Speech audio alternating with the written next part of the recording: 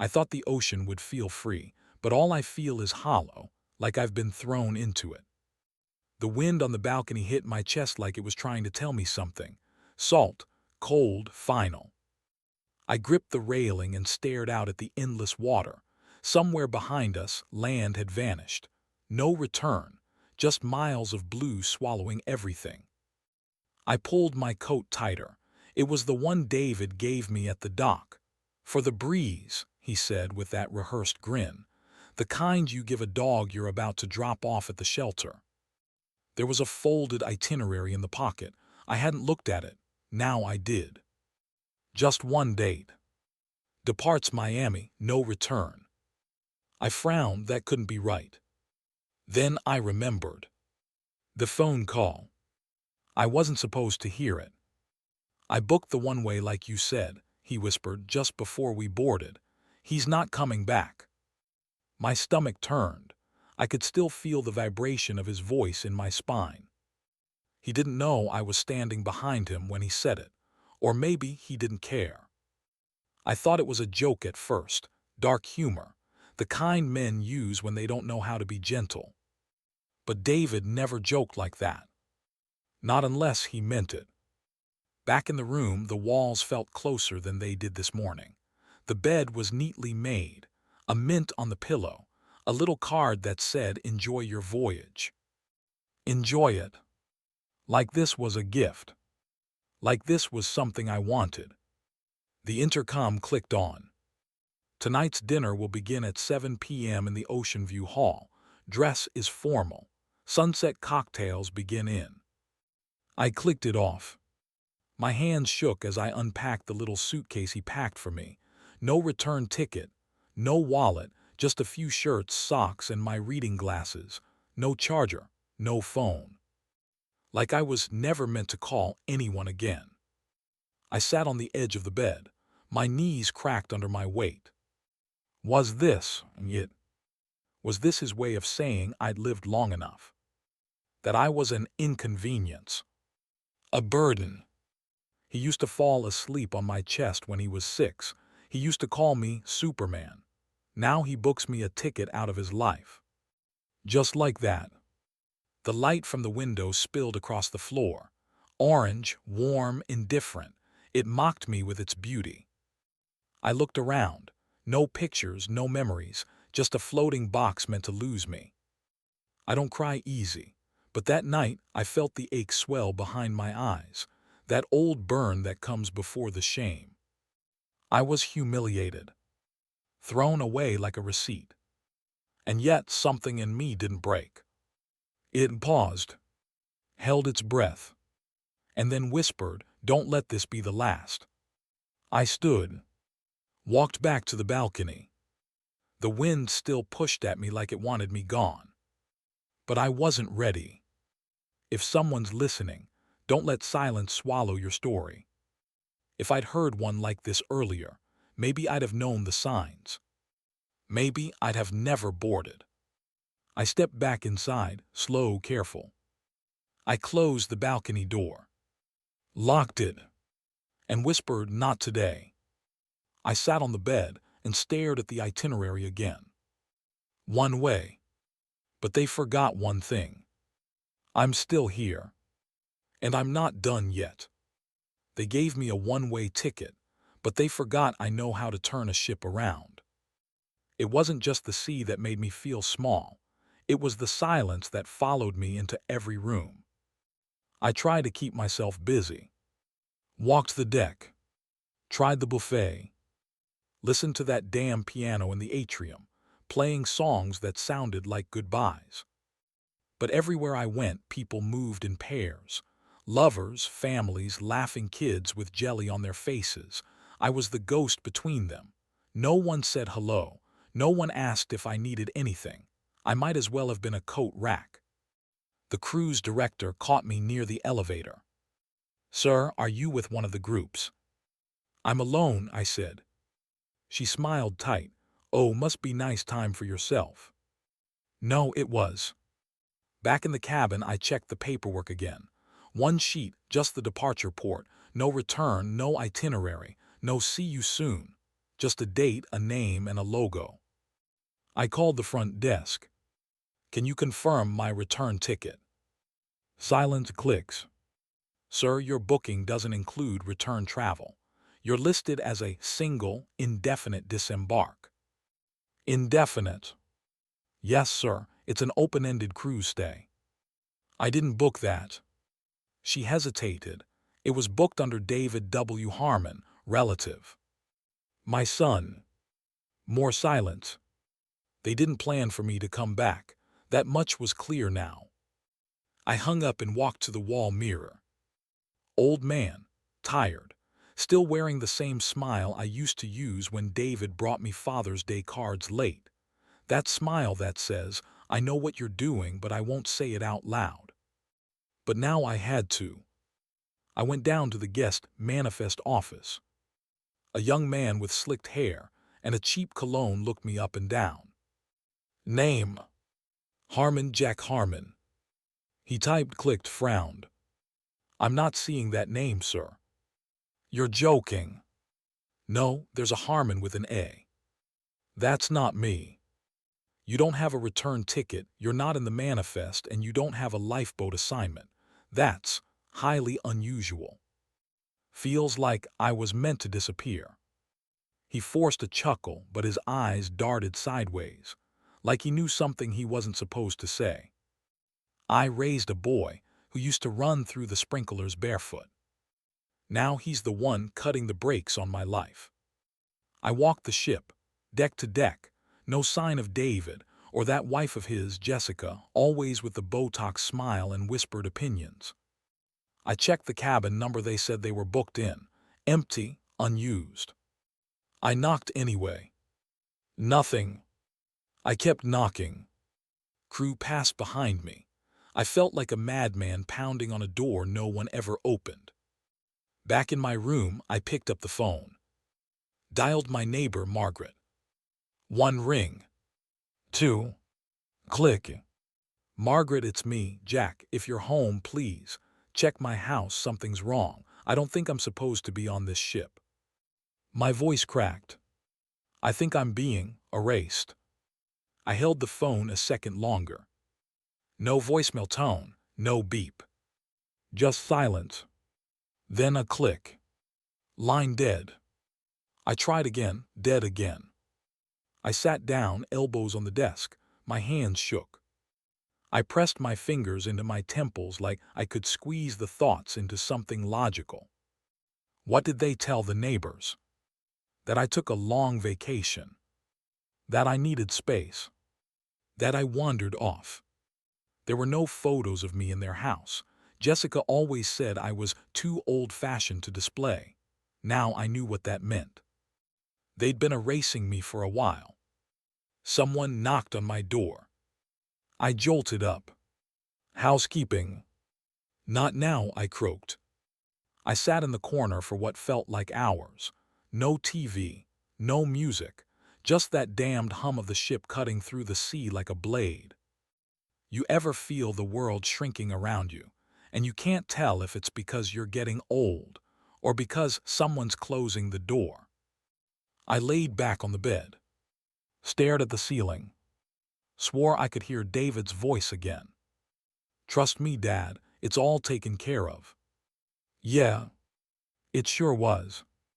I wasn't on vacation, I was being filed away. Some betrayals come loud, like slamming doors. Others sit quietly in jacket pockets, waiting to rot you from the inside. I stood in line at guest services, the strap of my duffel bag digging into my shoulder. I'd been down there twice already. Still no luggage, still no explanation. Room number again, the clerk asked, eyes glazed over like she was rehearsing lines in a play she hated. 716, Jack Harmon. Click tap silence. We're still looking, sir. Some bags got delayed at port. It was a direct boarding. Sometimes it happens. Yeah, sometimes. Like when someone doesn't want you to have your own clothes, your own phone, your own files. I stepped back from the counter, letting the duffel slide to the floor. My shoulder ached, and so did something deeper, something I couldn't name yet. I sat in the lounge, picked at the corner of my ticket envelope, and that's when I felt it. A stiff edge. Paper, folded, jammed into the inside lining of the coat. David's coat. The one he gave me right before boarding when he smiled and said, "Don't forget to wear this, Dad. It's breezy out there." I pulled the paper out with slow fingers. My heart knew before my eyes did. Typed letterhead from Barkley and Fieldman LLP, our family's lawyer. To Barkley Ray, Harmon Property Transfer Authorization. I read it once. Twice. A third time. The words didn't get softer. The deed transfer for 1836 Millstone Drive should be filed within 72 hours of departure. As discussed, my father is no longer mentally sound enough to manage the estate. He called me senile. He called me gone. And I was still breathing. My hands shook, sweat gathered at my lower back. I read it again. Power of attorney activated due to long-term incapacitation. They were filing this now, while I was floating out here. With no phone, no lawyer, no damn way to fight back. I sat back, vision blurring at the edges. Last month he asked me if I was tired of managing things, told me I should let go, said I should trust the system. "Dad," he said, pouring coffee like it was communion, "you've worked hard enough. Let me take care of the paperwork." That same day, he had me sign something for insurance. I asked, "Was it blank?" "Just preliminary," he smiled. "We'll fill it in later." I signed. God help me, I signed. A waiter passed with a tray of shrimp cocktails. The smell hit my stomach wrong. I dropped the letter into my lap and folded my hands like I was in church. This isn't a cruise. It's a purge. They're cleaning house, starting with me. I looked around the lounge. So many people smiling, drinking, dancing in that manufactured cruise joy. Meanwhile, I was reading my own obituary in legal terms. I slid the letter back into the coat, pressing it deep flat. It was my only proof, my only anchor. The elevator ride back to my room felt like descending into my own grave. Ding! I stepped inside and locked the door behind me. 3 times. I sat at the desk and laid the letter out like a map. Every sentence was a knife, but I needed the pain now. It kept me sharp. They want the house, the land, the equity. But more than that. They want me erased from the equation. I dug through the drawers, nothing. No pen, no notepad, no way to record. They'd thought of everything. But they forgot the code. They forgot I still pay attention. I stared at the ceiling. Years of Sunday cookouts on that porch. My wife's rose bushes. David's initials carved into the back deck. And now it's all being handed over behind my back. "Rest easy," he said before I boarded. Now I knew what he meant. I picked up the letter, folded it twice, and tucked it into the sole of my shoe. Pressed down until I felt the edge dig into my heel. Good. Let it hurt. I wasn't retired, I was replaced.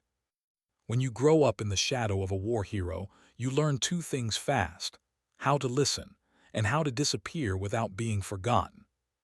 My brother Mark wore his Navy uniform like it was stitched onto his skin. Even after he passed, I could still hear him say, "Jack, always know where you are, and where you ain't supposed to be."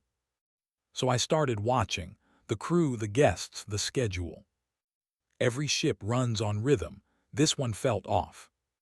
I sat in the casino lounge, nursing a warm cup of decaf and pretending to watch the roulette wheel spin. Across from me, a crewman in his late 60s sat alone, off duty by the look of his loosened collar. He had a weathered face, like a man who'd seen more ocean than land. I leaned over. "You Navy?" He looked up, eyes squinting. "Merchant Marine, 20 years. My brother was Navy. Used to say the ship speaks if you're quiet enough." The old man smirked. Smart brother. We talked like old dogs, slow, tired, circling something unsaid. Eventually, I said it. I was told this cruise was round trip, but I can't find the return info.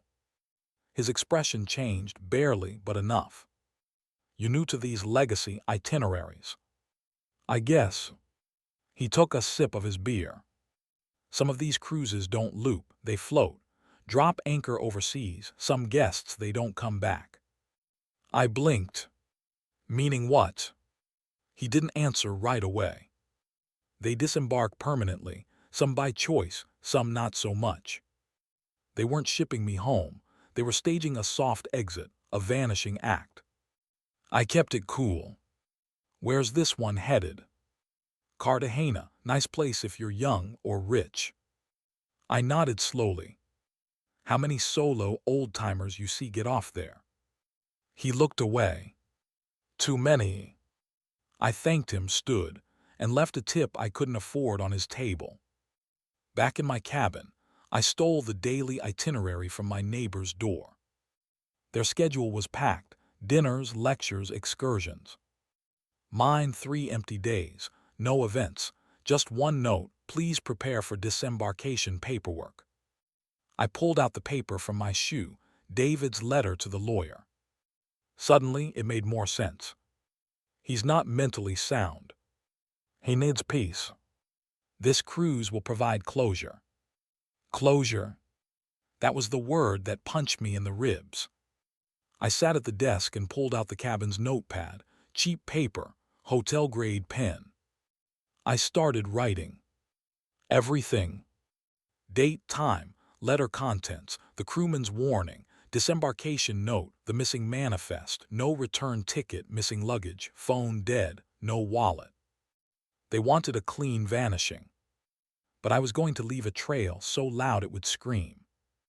I started making a log. Mark would have done the same. Day 4, confirmed cruise ends in Cartagena. No flight booked home. Ship manifest omits my name. Suspect deliberate isolation. I ripped out the page, folded it, taped it inside a Gideon Bible I found in the drawer. Marked the page with Psalm 82. Defend the weak and the fatherless. Uphold the cause of the poor and the oppressed. Let someone find it if I didn't make it back. I kept writing, names, faces, details like Mark taught me. He used to say, you disappear for the wrong reason. They bury the wrong story. No more fear now. I'd stopped shaking. I knew what this was, and I knew I wasn't going to vanish politely. The next morning, I signed up for a day trip in Cartagena. But I had no plans of reboarding. I walked out onto the balcony and looked at the ocean. It didn't scare me anymore. It just looked like a lie that hadn't held. If they booked me a one-way out, then they better believe I've mapped a way back in. When a man hands you a one-way ticket with a smile, make sure your return isn't loud. Make it quiet, unseen, like a shadow in reverse.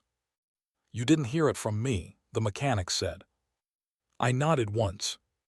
The guy had grease in his fingernails and eyes that didn't ask questions. I'd helped him fix a busted pipe near the shuffleboard deck 2 days ago, offered silence in exchange for knowledge. There's a security gap at Port 12 when the cargo ramps unload. No cameras. They don't scan passenger tags during freight movement. And if someone walks off then? He shrugged. They'll assume your crew or dead weight. Either way, no one logs it. Port of Cartagena. Humidity wrapped around my throat like a rope. My shirt stuck to my chest as I moved with a crowd of tourists pretending they were explorers. The gangway clanked beneath my boots. One step, then another, and then I was off the ship. No alarms. No one yelling. Just the thrum of diesel and the low whine of gulls fighting over trash. I didn't look back. 3 blocks inland, I found a grimy cafe with bad coffee and cracked tiles. I paid in cash, no questions asked. The desktop computer they had was ancient, dust covering the keyboard like skin on old milk. I logged into the only email I still remembered from the VA hospital days. To M. Briggs 52 at Comcast.net. Subject urgent. Message: tell Helen to check the house deed. Do not reply, do not forward, JH. I hit send. Closed the browser. Wiped the keys with a napkin. Walked out. If Margaret still walked her dog at 7 a.m. like she did for 20 years, she'd see it within the hour. And if Helen was still the firecracker I remembered, someone's world was about to shake. I used the last of my pesos to pay for a rickety bus to the airport. Bought a one-way back to Florida using a Visa debit from a VA stipend account I'd kept hidden. Emergency only. Guess this counted. The customs guy didn't even blink, just stamped my passport and waved me on. It felt too easy. That scared me more than anything. The plane ride was a blur. I didn't sleep, didn't eat, just stared out the window like I was watching a life that used to be mine drift behind the clouds. Landing in Miami felt like returning from the dead. The air hit different, American, heavy with noise and bad headlines. But I didn't go home. No way in hell. I took a Greyhound 2 cities north. Got off near the docks. A small, tin-roofed veterans shelter took me in after I showed them an expired military ID and said I'd lost everything. Fake name, Mark Jensen, my brother's middle name, his legacy. No one questioned it. That night, I lay on a stiff cot with a wool blanket that smelled like 20 years of other broken men. But I didn't complain. It was the first place that hadn't tried to disappear me. I couldn't go home. Not yet. They needed to believe I was still drifting, sunburned and sedated, nodding politely at cruise staff while my life got scrubbed clean back home. I replayed the look on David's face when he handed me the tickets. All warm smiles and forced gratitude. Dad, you deserve this. Time for you to just relax. Relax. While they filed the paperwork. While they took my house. While they scrubbed my name from the deed like it was dust. I rolled to my side and stared at the wall. Someone had etched the word forgive into the plaster. The edges were angry. It wasn't a suggestion. It was a demand. But I wasn't ready to forgive. Not yet. I wasn't supposed to make it back. That was their mistake. Because now I had time. And silence. And the kind of clarity that only comes when you've been erased. They sent me away like cargo. Now I'd return like a storm. There's a special kind of cold that hits when your name's no longer on the home you built with your hands. I stood across the street from my house, crouched low behind a hedge of overgrown holly. The morning sun cut hard across the driveway, illuminating what didn't belong. A silver Lexus, brand new, tag still on. Jessica always said she hated used cars, called them hand-me-downs for the poor. I guess stealing a house was enough to afford one fresh off the lot.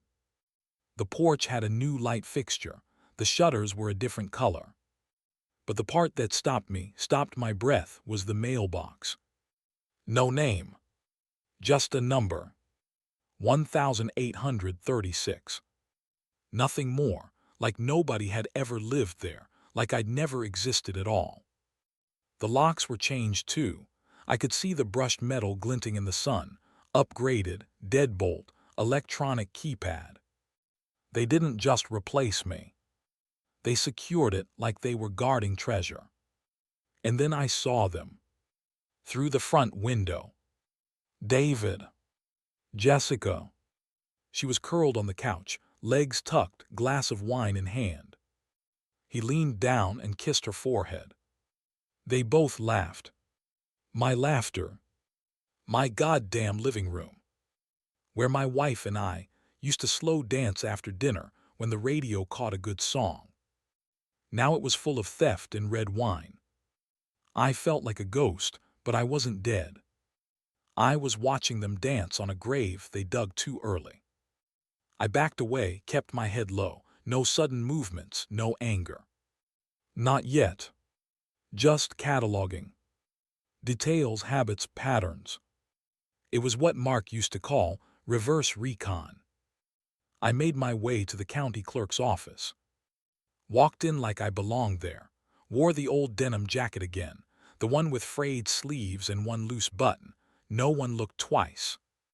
Need to pull a property record, I said. Address, the clerk asked. 1836 Millstone Drive. Click tab. She blinked. Property was reassigned last month. To whom? She turned the monitor polite. David W. Harmon and one Jessica T. Harmon. I could have thrown up on her desk.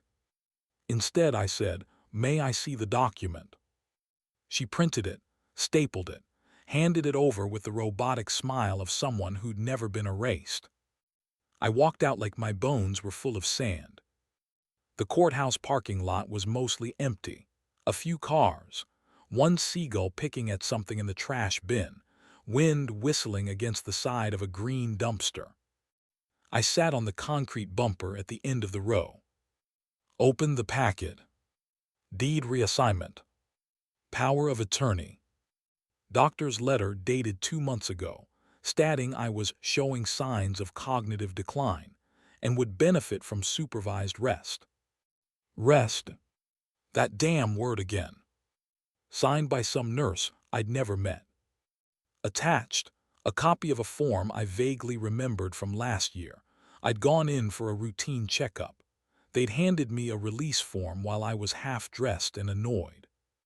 Just routine, Dad, David had said. I signed it. They weaponized my trust. They didn't just take my house. They took my mind.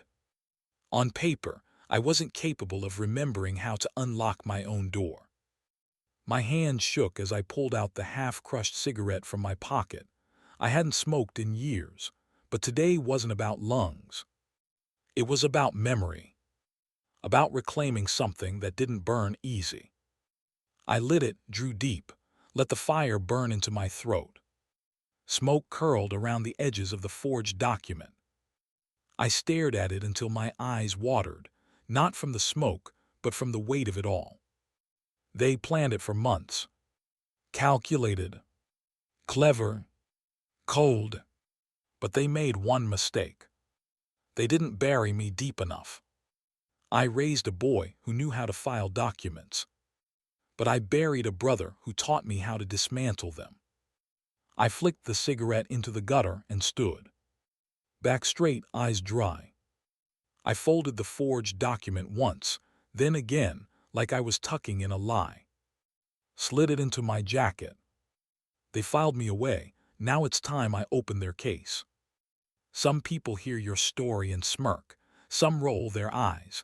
But then there are the rare ones, the ones who don't blink. Those are the ones you hold on to. I sat in Helen Chambers' office, the blinds half closed, dust catching the light like drifting ash. The air smelled faintly of coffee and paper, comforting, steady. She hadn't changed in 20 years. Short gray hair, glasses hanging on a cord around her neck, a look that could slice through pretense in half a second. She folded her hands. Start from the beginning, Jack.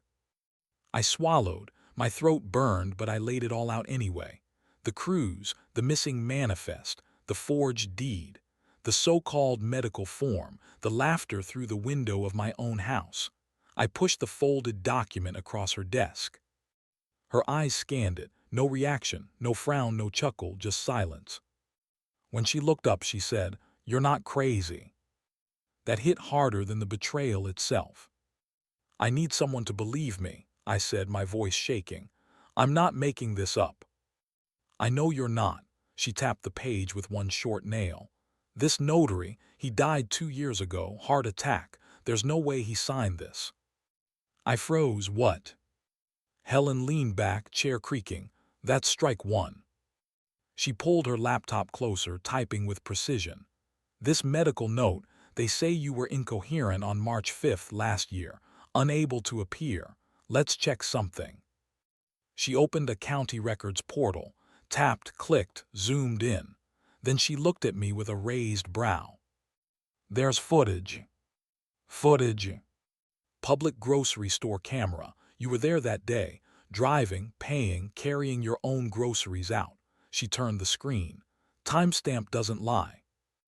On the grainy video, there I was, jacket zipped, steady on my feet, pulling a bag of oranges into my truck, my license plate gleaming under the sun. They painted me as a ghost, but the cameras remembered me as a man. Helen closed the laptop gently. So let's add it up. They used a dead man to notarize your signature. They claimed you were incompetent while you were driving a truck. They filed a forged deed using medical records that don't exist in your chart. She leaned forward, eyes sharp. That's fraud. That's conspiracy. That's felony time. I exhaled, but it didn't feel like relief, more like fuel poured onto coals. They're in my house, I said quietly, sleeping in my bed, drinking from my mugs. Her face hardened. They won't be for long.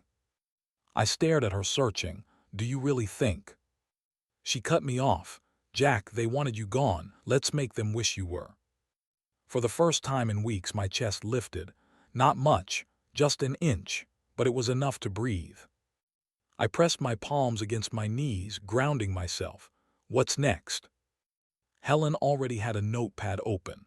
We subpoena the original will, compare handwriting, gather affidavits from your doctor, your VA rep, and that letter from your son's coat. That's a confession in business terms. It shows intent. I clenched my jaw. You sound confident. Because I am. Jack, I've buried men in court for less. And your son. He just handed us the shovel. Silence hung between us. Outside, a car horn blared faint. Inside, the clock ticked steady. I thought about David as a boy, running down that hallway in pajamas. Thought about him sneaking Oreos into his room. Thought about how proud I was when he graduated college. And then I thought about him now, smiling as he erased me with ink. It's a strange kind of grief when the person you lose is still alive. Helen tapped her pen on the desk. You'll need to stay quiet, invisible. The less they know, the harder they fall. I nodded. I've been invisible most of my life. Guess it's time to use it. She smirked, not unkindly. Good, now let's build the case. I stood, tucking the forged papers back into my jacket. My hand brushed against the recorder she'd slipped me earlier, just in case. A cold comfort. A reminder that silence wasn't just pain, it could be evidence. At the door, I turned back. Why didn't you laugh? I asked. Helen tilted her head. Because Jack, betrayal this sharp. No one invents it, only the truth cuts that deep. They thought I was a ghost. Helen just proved I was still. Sometimes justice doesn't arrive with a bang. It starts with a button no bigger than a thumbnail, and a lie you're forced to live in your own skin. Helen handed me the recorder across the table like it was a weapon. It's legal in this state. One-party consent, she said. Just keep your cool. Cool's not the hard part, I muttered, turning the device over in my palm. Pretending to be the fool is. She didn't smile. That's what they're counting on. I stood on my own porch that afternoon, 3 hard knocks echoing off the door like thunder. Jessica opened it. First confusion. Then panic. Jack, her voice cracked like a windshield. I gave a sheepish smile. Surprise, I said. Got back early. My cruise got interrupted. She blinked, trying to read me. We didn't expect you till. Yeah, I said. Neither did I. David shuffled into the foyer like a child caught with a stolen toy. He stopped when he saw me, mouth parted, eyes searching. Dad, you're back. Didn't think I'd stay gone forever, did you? He tried to laugh. Of course not, we just thought you'd enjoy the full cruise, relaxation and all. Relaxing, hard when someone changes the locks on your house. That landed like a stone. Jessica stepped in. Why don't you come in, we can talk, there's coffee. I walked in slow, letting my boots echo across my own hardwood floors. The recorder was already running, tucked into the lining of my jacket pocket. They led me to the kitchen table.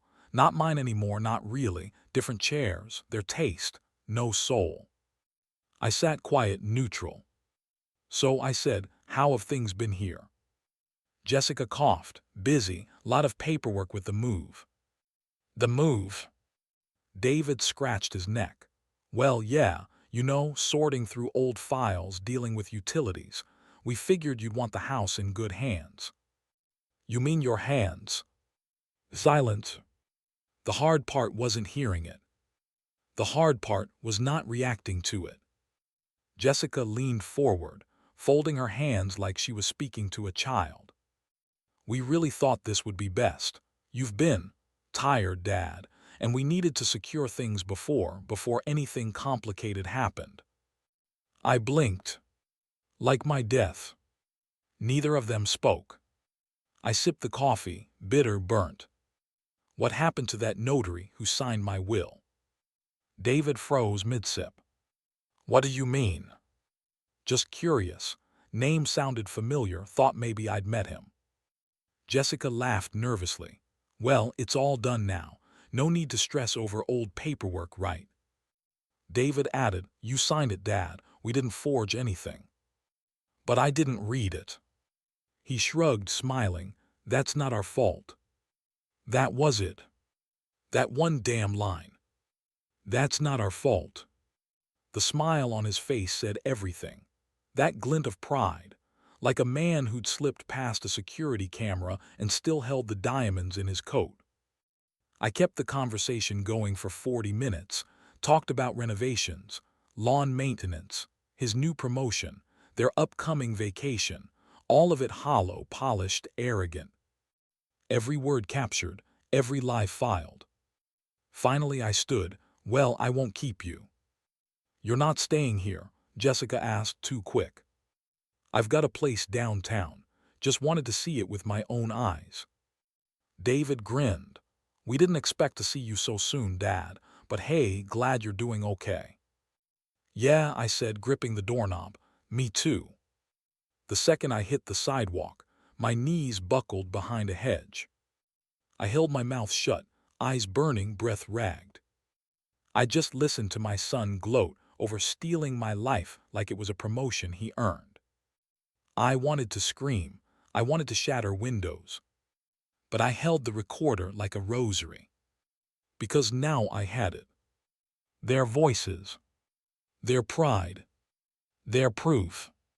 I stood back up, straightened my jacket, and walked away from the home that used to be mine. They confessed inside my house. Now I'd burn them with their own words. Some nights the silence speaks louder than anything, especially when it's filled with the voice of someone you can't call back.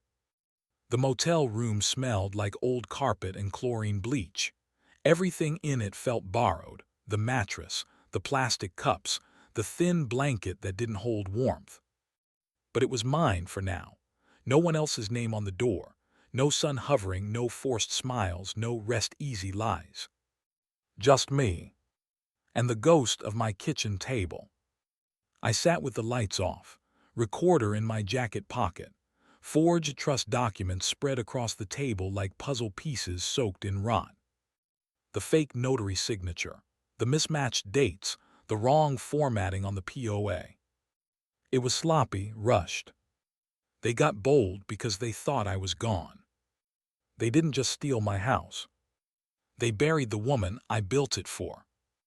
I pulled out the old phone, the one I kept turned off for 2 years, hadn't used it since Evelyn died. It still had 3 voicemails saved. I hit play. The static kicked in first, then her voice smooth, strong, clear as if she was still in the next room. "Jack, the plumber's late again. You'd think after 30 years he'd show up on time. Anyway, I left you the good coffee, not the decaf you pretend to like. Love you." I smiled, let the sound wrap around my ribs and squeeze. Second message. "Hey, love, they called about the roof. Don't let David talk you into putting it in his name. We've been through that. Keep it in yours just in case, okay? Promise me that.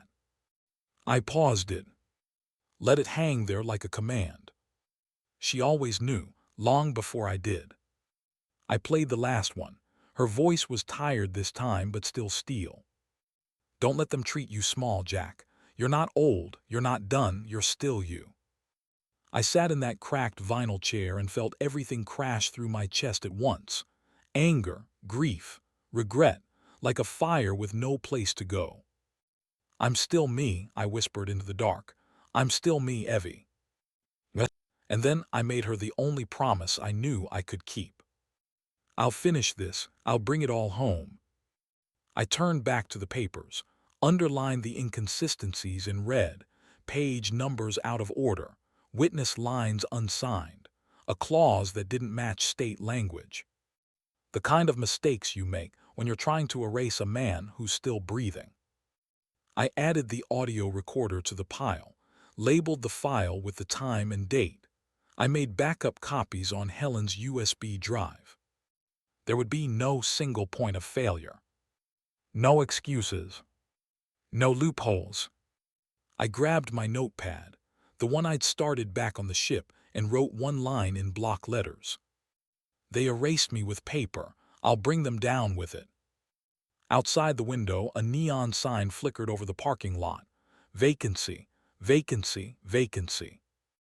I thought of our kitchen back home, the old round table scratched from years of use. Evie's favorite chair, the cushion sagging just right. That table was where we'd laughed, where we'd grieved, where we made our last plans. And now Jessica probably drank her wine on it. Feet up, claiming it like it was hers. But that table remembers who carved his name into the bottom. It remembers my hands, my stories, my silence. I closed the files and slid them carefully into Helen's manila folder. One more piece placed. One step closer to making them watch everything they built on my back collapse in front of their polished, lying faces. I stood, stretched my legs, the joints cracked like dry wood. Didn't matter. The case was taking shape. And so was I. They buried a tired old man, but they forgot ghosts remember everything. There's a silence that comes before justice, not the piece of closure, but the tension of a loaded chamber just before the trigger's pulled. I sat on the bench outside Helen's office, coat zipped to my neck, breath fogging in front of me like a fading memory. The cold stung my knuckles, but I didn't care. It kept me alert, kept me grounded. People passed, faces buried in scarves, earbuds in, coffee cups steaming like chimneys. Most of them looked like they had places to be. I wondered how many of them had been gutted by their own family. Probably more than you'd think. Inside, Helen was building something with surgical precision. She had my full VA file, appointments, clean cognitive evaluations, medication history. Every line stamped, dated, unshakable. The forged will was lined with notes in red ink. Inadmissible, signature mismatch, dead notary. The audio transcript was already formatted, time-stamped. David's voice, Jessica's nervous laugh, that damned line. He signed it. That's not our fault. That line was going to bury them. Helen stepped outside, holding a folder thick as a Bible. Her breath made a cloud in the air. It's done. I nodded slowly, all of it. She handed me a copy. All of it. Notarized affidavits from your doctor, screenshots from grocery store footage, your appointment logs, the death certificate from the notary. It's solid. And the hearing. She checked her phone. Judge Pearson, Thursday morning downtown. They have no idea it's coming. I was a ghost on paper, a man erased with his own pen. But ghosts don't knock, they rattle the walls. They think I'm still on that cruise, I muttered. Helen smirked. Let them. Right now they're sleeping in your bed, pouring wine in your glasses, probably joking about how they pulled it off. She leaned closer. And then this Thursday, they'll be served a summons in your name by the court clerk under seal. They won't see it coming. No, she said, they'll see you. That stopped me. For weeks I'd been operating like a shadow, ducking alleyways, sleeping on cots, lying through my teeth to anyone who asked who I was. And now I was about to step into a courtroom and exist again. I swallowed. What happens if the judge doesn't believe it? Helen's voice sharpened. He will, because unlike them we brought facts, and you're still standing. She walked back inside. I stayed seated. The wind had picked up. My fingers ached, but I didn't move. Just stared across the street at the reflection in the glass window. An old man. But not broken. Not anymore. I pulled out the recorder, played the clip again. David, he signed it. That's not our fault. Jessica, he doesn't even remember. We got lucky. David, we earned it. They called it luck. But luck ends at the courthouse steps. A city bus rolled past, hissing at the curb. I watched it disappear down the street, taking strangers to lives I'd never know. But I had a destination of my own now. I stood, tucked the folder under my arm like a soldier securing his orders. No fanfare, no music, just the click of my heels against concrete. I didn't need noise. I needed that courtroom. My son thinks I'm sipping daiquiris on a pool deck somewhere in the Caribbean. He thinks I'll die in peace and silence. He's half right. Peace is coming. But not for him. He wanted me forgotten, but soon he'll hear my name read by a judge. You know what justice smells like: fresh printed paper, legal ink, and panic on the faces of the people who thought they'd buried you for good. Helen didn't knock. She didn't flinch. She walked right up to my mailbox, and slid the envelope in with surgical calm. David was just getting home, Lexus in the driveway, grocery bags in hand. Jessica opened the door, waving like a pageant queen. Anything in the mail? He grabbed the envelope. Read the first line. And stopped. I watched from across the street in Helen's parked car. Windows cracked, engine off, a safe distance from the life they stole. David's face drained like someone yanked the plug out of his spine. Jessica came closer. What is it? He didn't answer, just handed it to her with a twitch in his fingers. She read 2 lines before shrieking. No, this is a joke, right? Her voice cracked, loud enough that the woman across the street, Mrs. Dorsey, peeked through her blinds. Funny how betrayal likes silence until it's served under seal. Then it gets real loud. Jessica stormed down the steps, her voice shrill. Where is he? You said he was gone. You said we had time. David looked around. Maybe it's a mistake, maybe it's... She cut him off. It has his name on it, David, his name. Neighbors started whispering. A man walking his dog slowed down. Jessica turned to Helen, who stood calmly near the sidewalk, arms folded. You wait, can we just talk? She asked, her voice brittle. Helen raised a brow. You'll have your chance in court. David fumbled for his phone. I'll call him, I'll explain. He called twice. Straight to voicemail. I sat next to Helen, stone still. She didn't ask if I wanted to answer. She knew better. They'd had time to lie, time to laugh, time to celebrate in my living room. Now it was my turn to be silent. The next morning, Helen filed the subpoena. Original deed records, witness affidavits, bank transfers. I watched her in her office, sharp and steady, fingers dancing across the keyboard. This is how we kill the forgery, she said. We show they moved the funds before the new deed was signed. That makes it premeditated fraud. Will the judge care? She looked up. Oh, he'll care. He's old school, likes timelines, hates lies. 3 hours later, she slid a new file across the desk. Bank activity. David moved $75,000 from my account into a home renovation trust 4 days before the forged signature date. 4 days. They stolen before I'd even left the country. They didn't wait to bury me. They just forged the headstone and started digging. I leaned back in the chair. This enough? Plenty, Helen said, but I'm greedy, let's get more. Emergency hearing was granted for next Thursday. Judge Pearson himself. Courtroom 4B. Helen leaned over her desk and tapped the case file.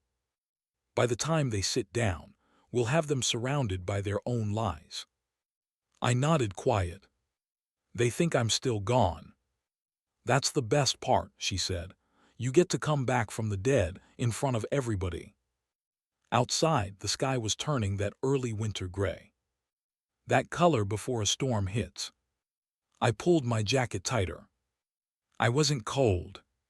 Just ready. David called again that night, 3 times. Then Jessica. Then an email. Dad, can we please talk? We're so confused. This all happened so fast, just call us, please. I closed the laptop.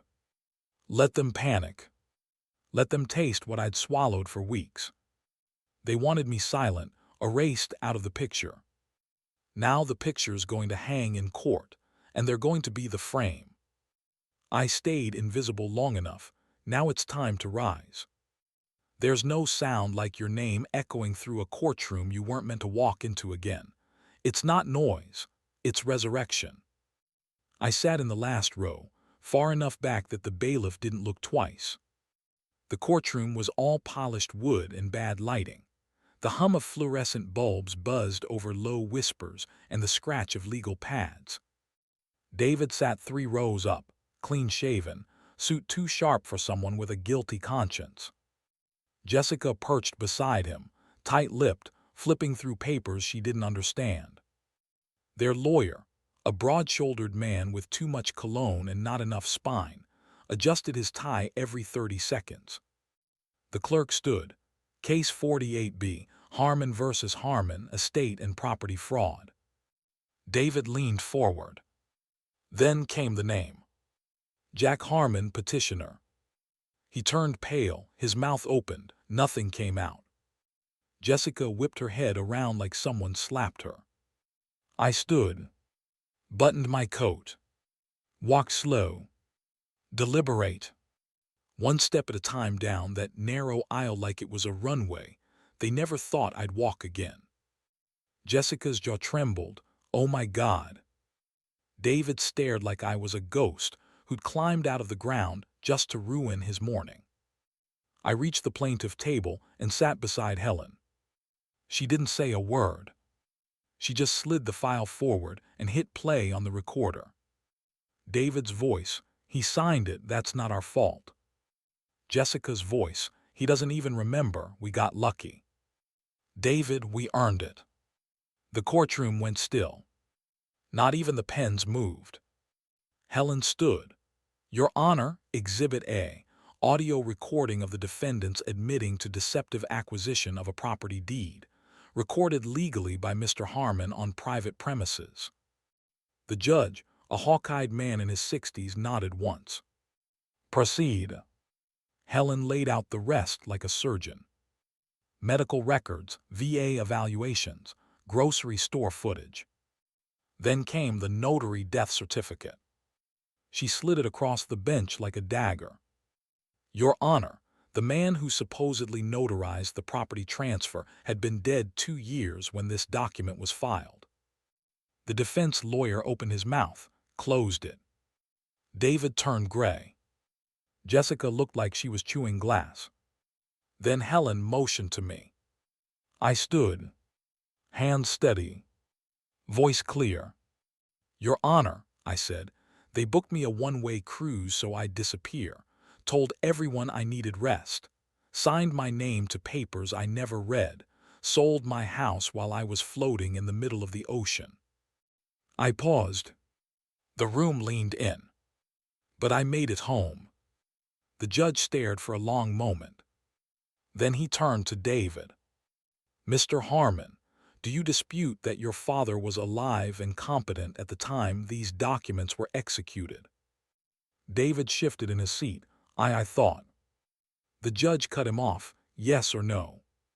David looked at me, then at the papers. "No, Your Honor." Jessica buried her face in her hands. Their lawyer sank back into his chair. Helen folded her arms. The judge straightened his robe. "In light of the evidence, the fraudulent documents, the false claims of medical incompetency, and the audio confession, this court finds that the deed transfer is null and void. Full property rights revert to Mr. Jack Harmon. A separate hearing will address restitution and potential criminal referrals." He raised the gavel, paused, looked at me. "You made it home, Mr. Harmon. Let's make sure it stays that way." Then, bang! The sound wasn't loud, but it shook them to the bone. I turned, looked once at my son, the boy I raised, the man I no longer knew. He wouldn't meet my eyes. His lawyer had his head in his hands. And Jessica, she looked like she was falling without moving. I walked out without a word. Didn't need one. The facts had spoken for me. They booked me a cruise to disappear, but I came back with the tide and took everything with me. You don't just reclaim a house. You reclaim every breath it held, every sound it knew, every silence that once felt safe. The eviction notice went up on a Thursday. Plain white paper, taped to the door I installed with my own 2 hands. By Friday, the Lexus was gone. By Sunday, so were they. No apology, no confrontation. Just a U-Haul parked crooked in the driveway, and 2 shadows moving fast in the early morning fog. Neighbors didn't wave. Didn't help. Didn't ask where I'd been. But they didn't help David and Jessica either. Some betrayals speak for themselves. I stood across the street until they left. Didn't blink. Didn't flinch. Didn't wave goodbye. When you've been erased, watching the ones who tried to do it disappear feels less like revenge and more like balance. I waited another hour before I crossed the road. My keys didn't fit anymore. Didn't matter. I had the locksmith's number ready. "Mr. Harmon," he said, shaking my hand tight. "Good to see you back, sir." He didn't ask questions. Neither did I. The door creaked like it remembered me. The air inside was colder than I expected. Like the house itself had held its breath waiting for me to return. I stepped into the foyer, my boots on hardwood that had once known my wife's slippers, my son's muddy sneakers. Now it was just me, and the faint echo of what used to be. The living room smelled like lavender air freshener and lies. The couch was new, modern fake leather. I didn't sit on it. Didn't even touch it. I went straight to the drawer under the stairs, the one Jessica once called junk storage. Inside was a stack of old mail, and under it a photo in a bent wooden frame. Evie, my Evie, wearing that faded green sweater, the one she always said made her look too Irish, and I always said made her look like spring. I held it like it would break if I breathed too hard. It had dust on it, smelled like cardboard, but her eyes still smiled. I walked to the fridge. Clean, sterile, empty. I took a strip of tape from the drawer, pressed her photo to the freezer door, right where it used to be. She hated cold coffee and cold shoulders, but she loved this kitchen. Loved it like a friend, like a sanctuary. I opened every cabinet, not to check what they left, but to remind myself what was mine. The mug with the crack in it, the chipped plate from our honeymoon in Savannah. They hadn't thrown everything out. They just buried it beneath their new life. But I was still here, and so were the pieces of the old one. Room by room, I took it back. tossed their throw pillows in a trash bag, stripped their comforter off my bed, opened the curtains wide, let the sunlight crawl back in like it was relearning the shape of home.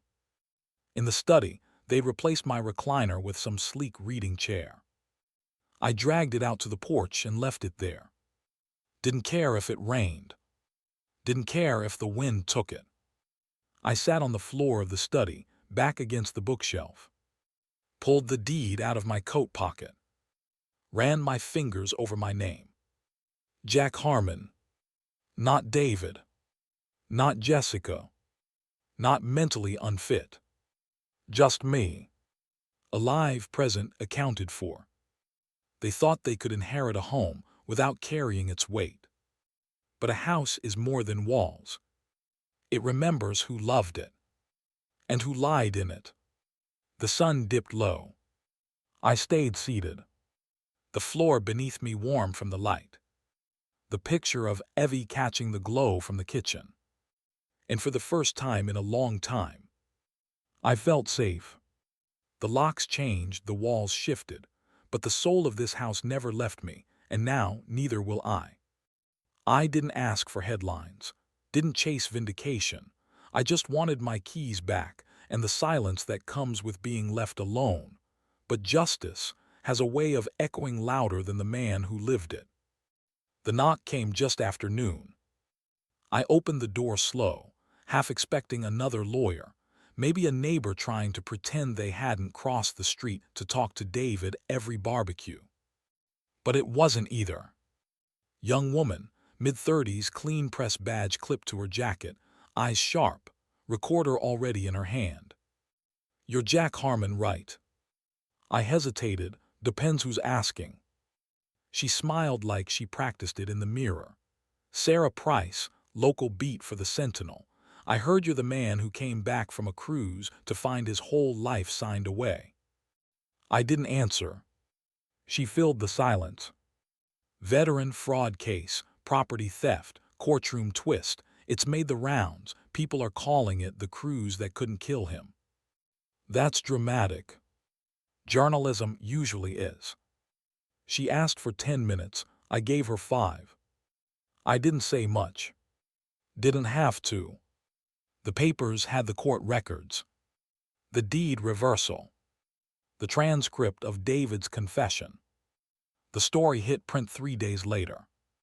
Veteran abandoned at sea, fights back with paper, not rage. Headline in bold. My face, not a smile, not a pose, just me sitting on the porch with Evie's picture taped behind the screen door. I didn't ask for the attention, but it came anyway. People love revenge when it's loud, but they respect it more when it's patient. Letters started showing up. Not hate mail, not pity. Just truth. Handwritten envelopes from people I'd never met. One from a woman in Kansas. I showed your story to my brothers, told them I'm not signing a damn thing without a lawyer. One from a retired teacher in Oregon. You reminded me that quiet men can still roar. A postcard from Tampa, just 2 words on it, still standing. I didn't write back, but I kept them all in a drawer beside Evie's photo. Some weights don't need lifting, just holding. At the grocery store, a woman stopped me near the canned beans. She was short, hair in rollers, tears already in her eyes. You're him, right? I nodded slow. My son, he read your story and apologized. She laughed, wiped her cheek. He never says sorry. I didn't know what to say. So I just said, good. That night, I sat on the porch with a blanket over my knees and silence in my chest. The lights in the neighborhood flicked on one by one, like the town was exhaling. Sometimes revenge isn't rage. It's being seen again, by a world that tried to look away. It's reminding people that betrayal has a face. And survival has one too. A car passed slow. A kid in the backseat gave me a thumbs up. Didn't know him. Didn't need to. I closed my eyes and thought about the cruise. The empty deck. The fake smiles, the missing ticket home. And I thought about this chair, this house, this photo behind the screen. I didn't win a war, didn't punch anyone, didn't scream. I outlived their lies. With paperwork, with patience, with silence sharp enough to cut steel. The world didn't need me to be a hero. It just needed to know the truth. And now it did. I didn't fight for revenge. I stood for reminder, and sometimes that's more than enough. There's a kind of peace that doesn't shout. It just sits with you in the quiet, like sunlight on skin you forgot how to feel. The porch creaked as I leaned back into my chair, the same one they once moved to the curb like trash. Paint peeling, cushion thin, but it fit me like it always had, like memory. The sun was sliding down past the rooftops, slow and golden. No one asked anything of it. It just left when it was ready. That's how I wanted to go too. No noise, no permission. Just when I was ready. Helen pulled up just before 6. No knock, no doorbell, just 2 cups of coffee, black, no sugar. She handed me one, sat on the step, sipped hers like we did this every Sunday. "Judge Pearson called me this morning," she said. I looked over, brows raised. "He used your case at a judicial seminar on elder fraud." I gave a small, crooked smile. Imagine that. "He said your name out loud, said, 'Jack Harmon reminded us that erasure doesn't require violence, just silence and a signature.'" I didn't say anything. Didn't need to. Being remembered for surviving isn't what I asked for. But it's more than most men get. Helen reached into her bag and slid a white envelope across my lap. "Came through the VA, addressed to you." The handwriting was neat, typed label, government tissue. I opened it slow. "Read every word." "Twice. You are invited to the National Veterans Cruise for survivors and heroes. Round trip, all costs covered, departure from Charleston. Return confirmed." My thumb traced the word return like it was a lifeline. This time, it wasn't a one-way ticket to nowhere. No trap. No lie. No disappearing act. Just water. And peace. Helen watched me read it. "You going?" "Maybe." She smiled. "You deserve a good cruise. I've had enough boats to last me a lifetime. Not like this." I folded the letter neatly, held it in both hands. Evie used to say the ocean doesn't judge, doesn't care if you're grieving or healing, just keeps moving. She was right. She usually was. I stood up, joints clicking, walked back into the house. The fridge still held her photo, taped right where it belonged. I slid the letter into the magnet clip beside it. Let it live next to her. She'd want to see it. She'd want to know I finally got a real invite, one not soaked in betrayal. I don't need revenge anymore. I already won. They lost everything that mattered. And I kept the one thing they could never touch, my peace. I returned to the porch. Helen had left. The sun had dipped beneath the trees. And the silence that remained wasn't hollow this time. It was full. Soft. Final. A breeze moved through the yard, carrying the scent of cut grass and late summer. I closed my eyes and imagined the ocean, not as a place to vanish, but a place to exhale. Waves that didn't drown. Salt air that didn't sting. Movement without malice. They gave me a one-way ticket to nowhere. But I walked back on my own terms. Step by step. Paper by paper. Truth by truth. And now the only ticket I need is the one I choose for myself. I leaned back, sipped the last of the coffee, and watched the sky let go without apology. The house is mine, the silence is mine, and the next ticket I take will be because I want to, not because they wanted me gone.